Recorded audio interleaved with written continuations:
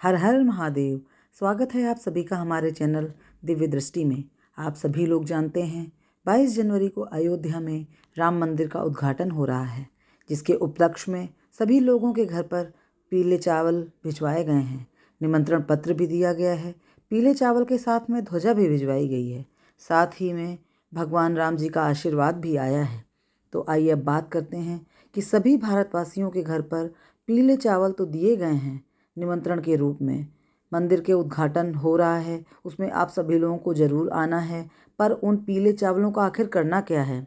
कई लोग के पास तो बहुत ही कम चावल के दाने आए हैं और कुछ लोगों के पास तो भरपूर मात्रा में चावल के दाने आए हैं, मतलब निमंत्रण स्वरूप आए हैं। तो अब यह बात होती है कि आखिर हमें इन पीले चावलों को करना क्या है। यह बात आप सभी लोग जानते भी हैं कि पंडित जी भी कितने सारे उपाय बताते हैं जो कि चावल से जुड़े हुए होते हैं, अक्षत से जुड़े हुए होते हैं। चावल को भगवान शिव पर जब भी चढ़ाते हैं तो उसका एक अलग ही महत्व हो जाता है। और अब यहाँ पर तो बात राम मंदिर अयोध्या की हो रही है। तो राम मंदिर अयोध्या के जब पीले चावल आ जाते हैं और उनका क्या महत्व है, महत्व बहुत ज़्यादा बढ़ जाता है। वो चावल और भी कीमती हो जाते हैं और यही चावल आप लोगों के घर पर भी आए हुए हैं। तो आइए जानते हैं कि इन चावलों का हमें करना क्या है, किस जगह रखना है, कहाँ पर रखना है, क्या करना है, इसकी जानकारी हम सब इसी वीडियो में आपको दे रहे हैं।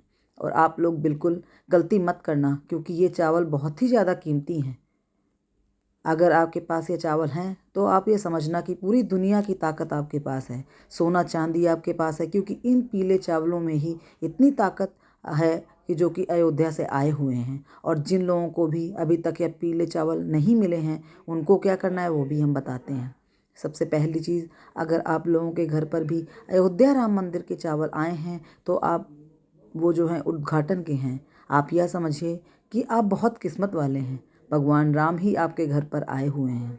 यह बात आप सभी लोग जानते ही हैं कि 22 जनवरी को हमें निमंत्रण के लिए जो पीले चावल दिए गए हैं, हम उस निमंत्रण के अवसर पर राम मंदिर अयोध्या नहीं जा सकते, क्योंकि 22 जनवरी को इतनी ज़्यादा संख्या में लोग वहाँ पहुँचेंगे तो वहाँ की व्यवस्थाएं पूरी तरह से बिगड़ जाएंगी। क्योंकि आप सभी लोग ये भी जानते हैं कि लोग वहाँ पर नहीं जा सकते। और फिलहाल अभी हमारे देश के जो प्रधानमंत्री हैं, उन्होंने हमें वहाँ पर जाने से मना किया हुआ है। तो उस जगह पर हम क्या करेंगे?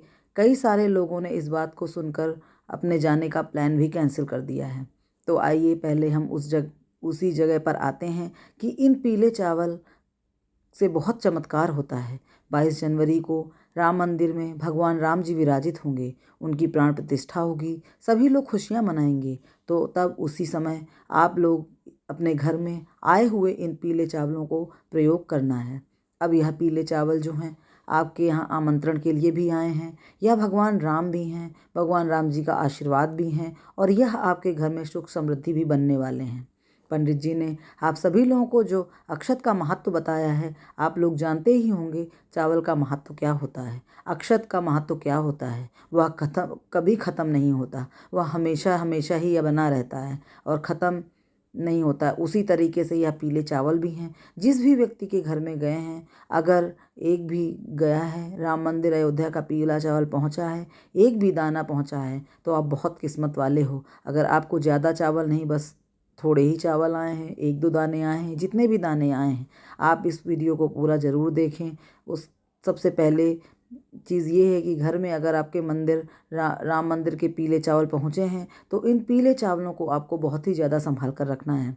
क्यों संभाल करके रखना है? क्योंकि राम भगवान खुद आपके घर आए हुए हैं। तो देखो, सबसे पहली चीज़, अगर आपके घर में राम मंदिर के पीले चावल पहुँचे हैं तो इन पीले चावलों को अब बहुत ही ज़्यादा संभाल कर रखना। क्यों संभाल कर रखना है? क्योंकि राम भगवान खुद आपके घर आए हैं। आप खुद तो वहाँ पर उस दिन जा नहीं सकते जिस दिन उनकी प्राण प्रतिष्ठा हो रही है। तो राम मंदिर में भगवान राम ने अपना एक स्वरूप लेकर आपके यहाँ भेजा हुआ है। वो किसी भी रूप में आ सकते हैं, तो पीले चावल के रूप में आप उन्हें समझ सकते हैं। पहली बात तो हो गई ये। इसके बाद जो दूसरी बात है वह यह है कि इन चावलों में है भगवान राम का आशीर्वाद।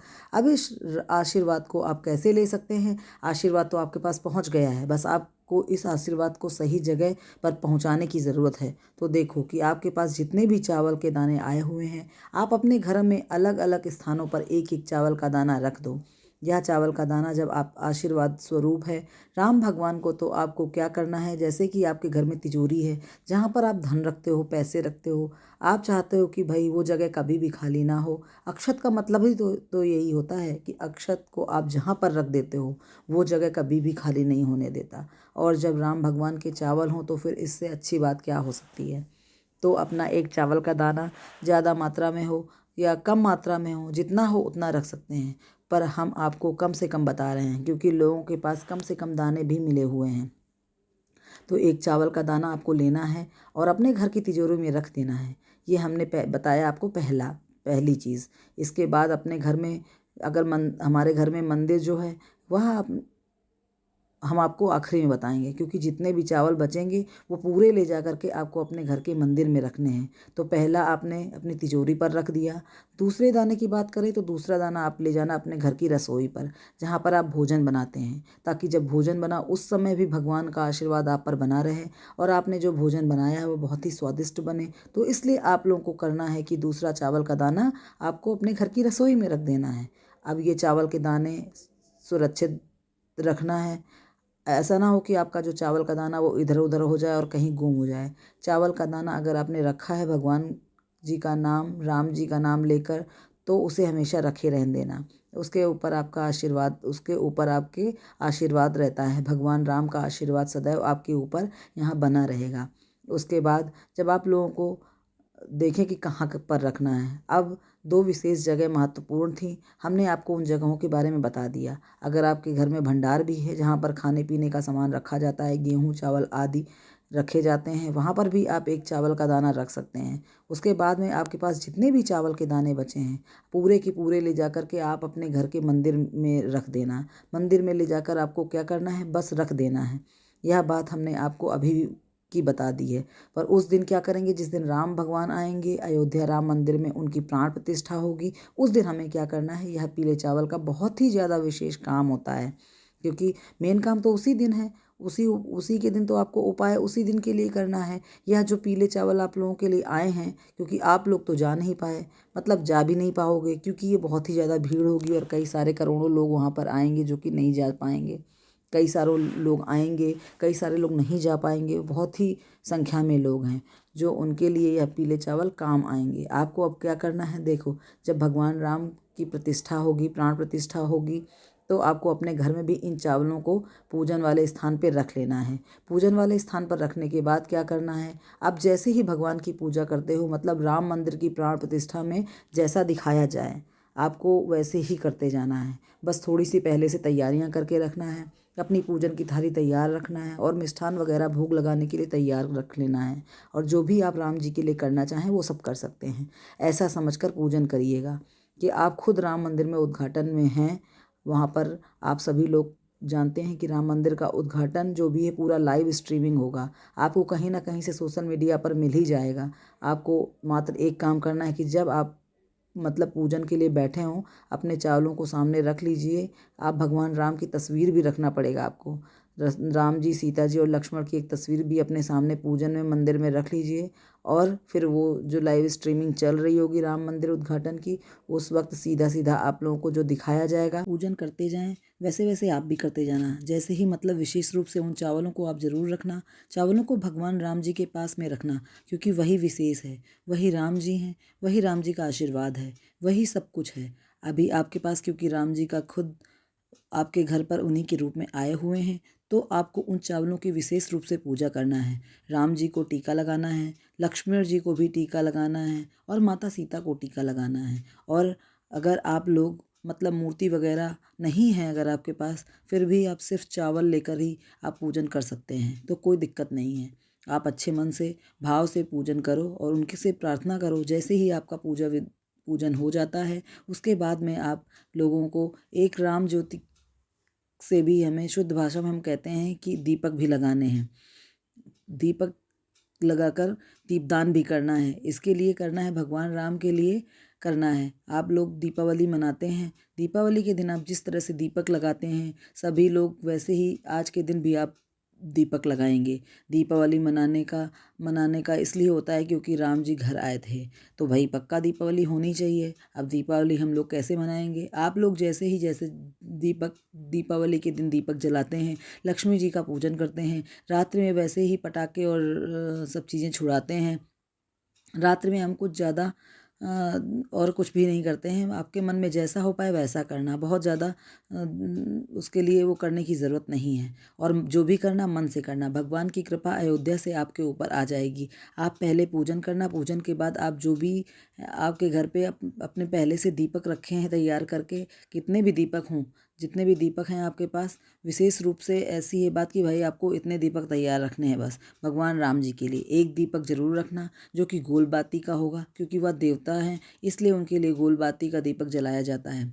यहाँ पर आप शुद्ध देसी गाय का घी भी प्रयोग कर सकते हैं, अगर आपके यहाँ पर हो तो। आप पूजन के समय ही दीपक जला लें।